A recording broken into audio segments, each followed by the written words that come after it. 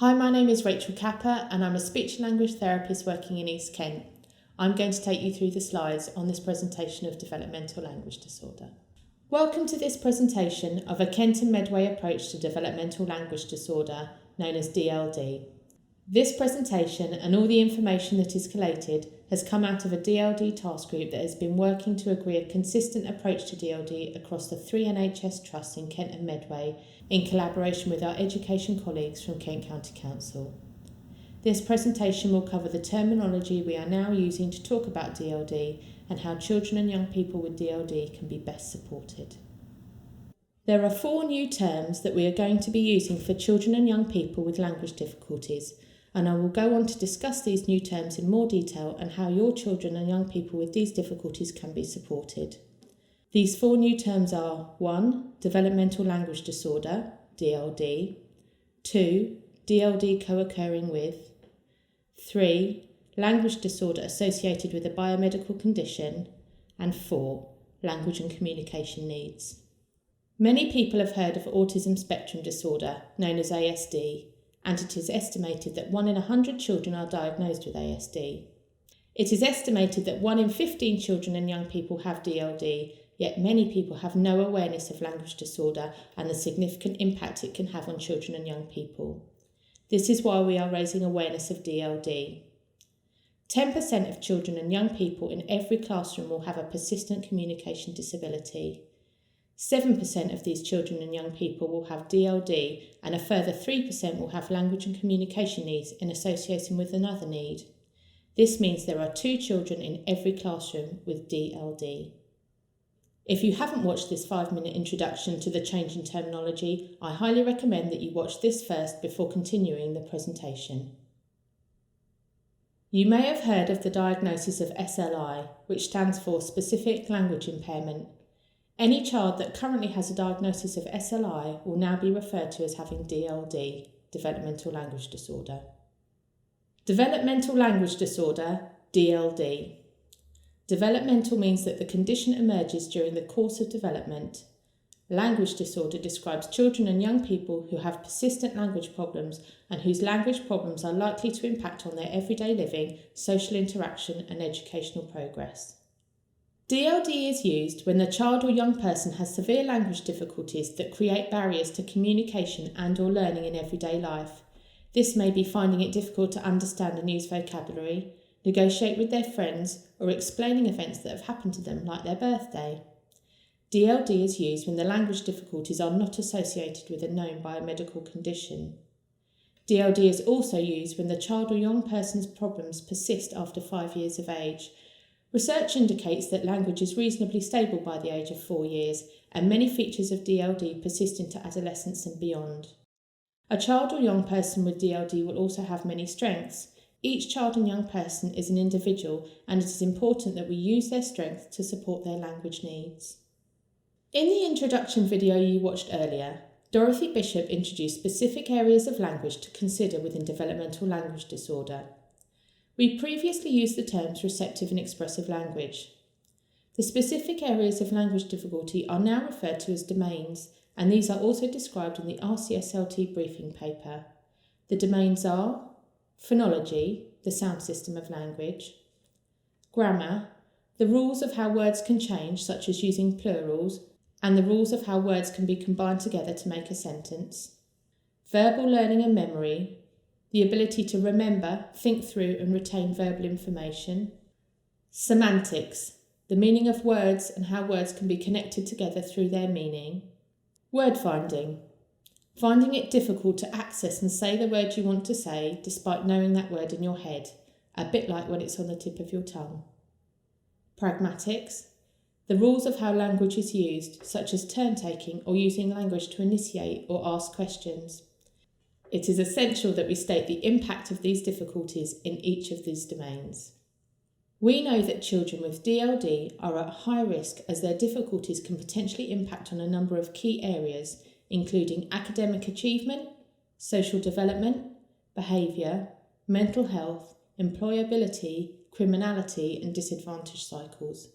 For example, 2/3 of 7 to 14-year-olds with serious behaviour problems have language problems. and 40% of 7 to 14-year-olds referred to child psychiatry services had a language impairment that had never been suspected. This information is taken from the Hello campaign by the Communication Trust and Jean Gross Communication Champion, which was run in 2011. Further information on this can be found in the reports The Cost to the Nation 2006 and 2009 by ICANN and in Burcode 10 Years On 2018. DLD can occur with attention difficulties, difficulties with motor skills such as dyspraxia, literacy difficulties, speech-sound difficulties and behaviour and emotional problems. These children and young people would be described as having DLD and literacy difficulties, or DLD and ADHD. Children who are presenting with speech, language and communication needs, who have indicators that their language difficulties will persist into middle childhood and beyond, and who have impairment in social and/or educational functioning, will be described as having a language disorder. If the child or young person has no known biomedical condition, they will be described as having DLD. If the child or young person has a known biomedical condition, this child or young person will be described as having a language disorder associated with, for example, language disorder associated with sensorineural hearing loss. Language disorder associated with a biomedical condition. The term language disorder associated with will be used when the language disorder is associated with a known biomedical condition. This is when the language disorder occurs as part of a more complex pattern of impairments, and therefore the child will need a specific pathway of intervention that is likely to be different from that of a child who presents with DLD. Language disorder is associated with a known biomedical condition such as ASD, acquired brain injury, genetic conditions, cerebral palsy, sensorineural hearing loss, or intellectual disability. Children with language disorder may present with the following difficulties. Difficulties in learning and remembering vocabulary, for example, learning specific vocabulary associated with Romans. Difficulties in learning verbs and concepts, for example, understanding and explaining how things can float or sink. Difficulty in retelling stories and events so that they make sense. For example, when retelling a family day out, the child or young person might get the events in the wrong order. Difficulties in putting words in the right order so that words and sentences are mixed up. For example, on the slide the boy is. They may use only short, simple sentences. They may have difficulties using grammar, for example, using past tense endings, using walking instead of walked, or in irregular plurals using mouses instead of mice. They may also have difficulties in understanding and remembering verbal information, so that they often forget what they have been asked to do once the teacher has finished giving the instruction. The impact of language difficulties may be low self-esteem and confidence due to their awareness of being different to their peers, poor attention and listening skills, literacy difficulties, difficulties keeping a conversation going with peers, not remembering what is being said to them, difficulty talking and playing with peers, behaviour difficulties and feeling frustrated, difficulty keeping up with the pace of learning, anxiety when they don't understand what is being said, and difficulties making and keeping friends. Children and young people with DLD often have a strong desire to communicate, and although children with ASD may also have a strong desire to communicate, this will often be for different reasons. Language and communication needs is the term now used in Kent to describe school-aged children and young people who do not present with DLD or a language disorder associated with a biomedical condition, but who do present with language difficulties. Language and communication needs is also the term used for all children under 5 years of age who have language difficulties. The term language delay is no longer used for any age group, as it was sometimes argued that a distinctive profile of language delay was caused by poor environment. However, in recent research, comparisons of children from deprived or non-deprived backgrounds do not support this. A speech and language therapist may describe a child who is 4 as having potential developmental language disorder if they are presenting with a persistent language disorder and where there is no known cause. Preschool children who are aged 18 months to 2 years are often described as late talkers, but this is not an indicator of language difficulties, as many of them often catch up with their peers and their language difficulties are not persistent. In very young children, it can be difficult to predict which children will continue to have persistent language difficulties and why. However, there are some indicators of greater risk and persistent long-term problems such as no babbling, no response to speech or sounds, and minimal attempts to communicate. Not all children who present with language difficulties at 5 years of age will have been a late talker. We want all professionals working with preschool children to be aware of the following risk factors that children may go on to have longer term difficulties: high levels of parental or professional concern, lack of progress in language or education following targeted support and intervention strategies and programs, poor use of gesture, although poor use of gesture may be an indicator of social communication difficulties also, and a family history of language impairment. The higher the number of risk factors, the higher the risk of persistent long-term difficulties. We've talked a lot about the different terms we are now using in Kent. Now we really want to share some top tips for supporting children with language and communication needs, language disorder and developmental language disorder. The key is taking a look at the setting the child is in, whether nursery, primary or secondary, in terms of the environment and the staff. By being systematic and consistent in the above, you will be effective and have the most success with your child or young person.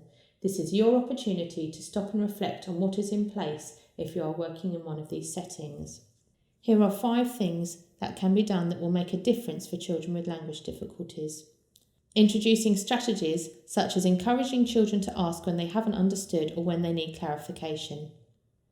Considering the environment and providing lots of visual support, such as visual timetables or pictures and real-life objects of the vocabulary you are working on. Identify children early. This can be done through observation and using checklists and discussing these with parents and professionals. Involving parents and families as they know their children and young people best and can use the strategies at home in their everyday lives. Considering workforce development and what training is required to support the children and young people with language difficulties.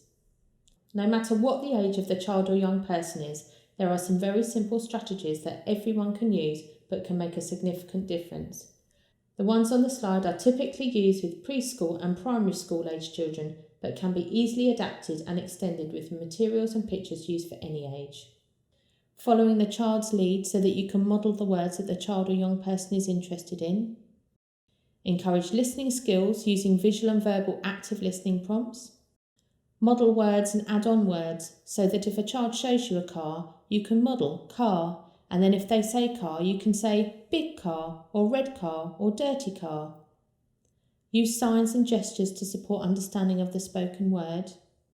And use pictures around the setting or the home to support the child or young person in identifying what they want. To make your classroom more DLD friendly, you can use pictures and colour-coded question cards to support understanding when asking questions on the carpet or in a one-to-one. Use story planners to help plan and organise language when retelling stories or events.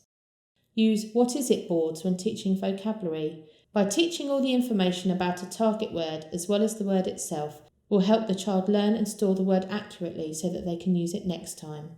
All the resources shown here are from Language for Learning. Language and communication needs training in Kent.